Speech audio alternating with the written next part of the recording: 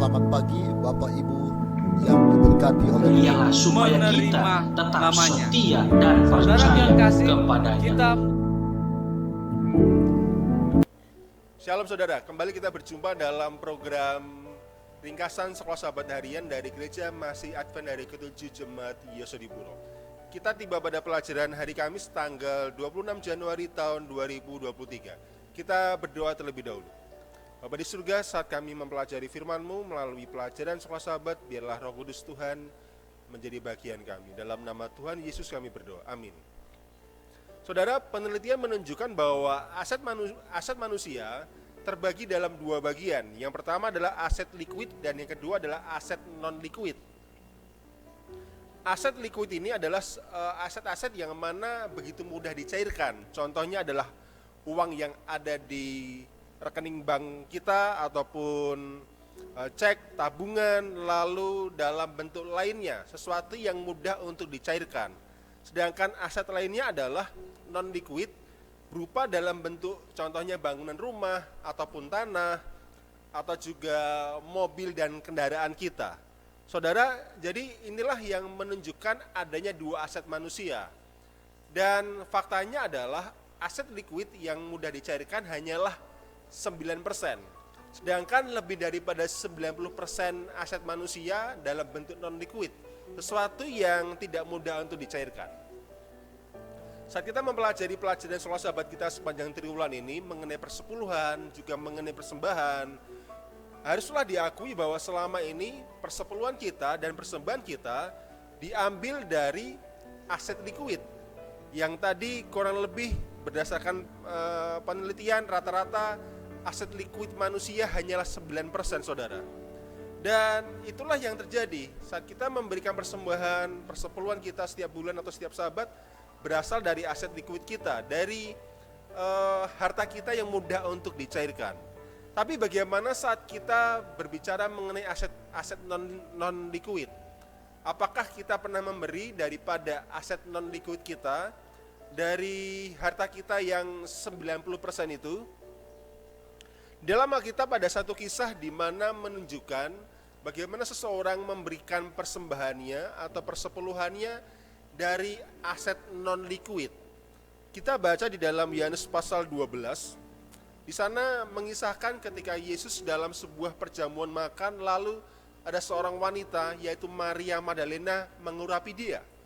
Kita baca dalam Yohanes 12 di ayat yang kedua dikatakan, di situ diadakan perjamuan untuk dia dan Marta melayani, sedang salah seorang yang turut makan dengan Yesus adalah Lazarus.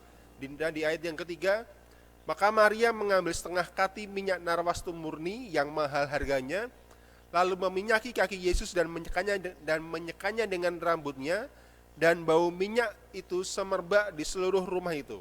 Jadi Maria Magdalena dikatakan mengambil setengah kati minyak narwastu yang harum baunya, dan itu digunakan untuk meminyaki kaki Yesus.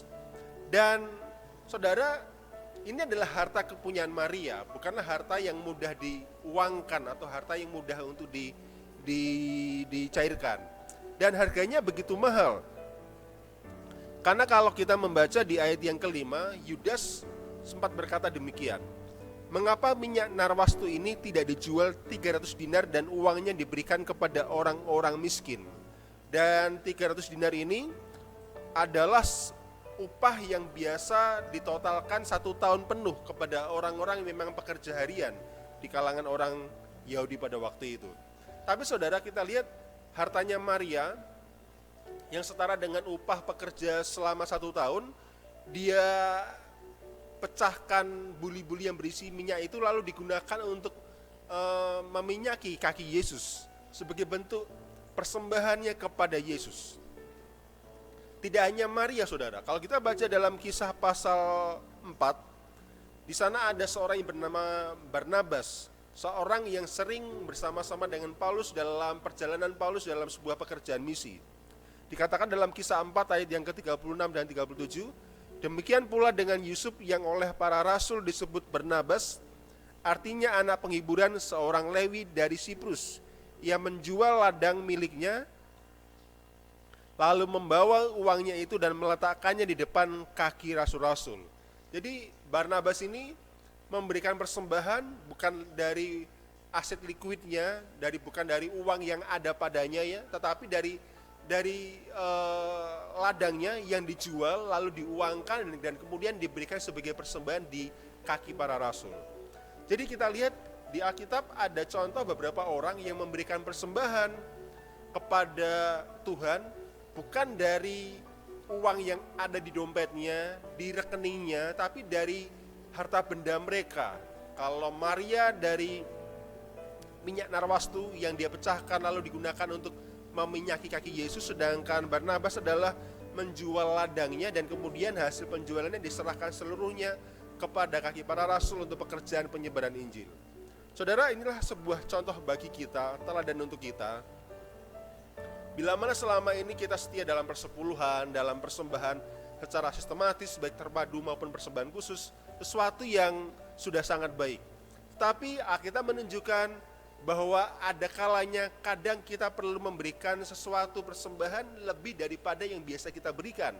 Dari harta benda kita, mungkin berupa kendaraan kita, dari tanah kita, dan itu perlu untuk diteladani apa yang dilakukan oleh Maria dan juga Barnabas.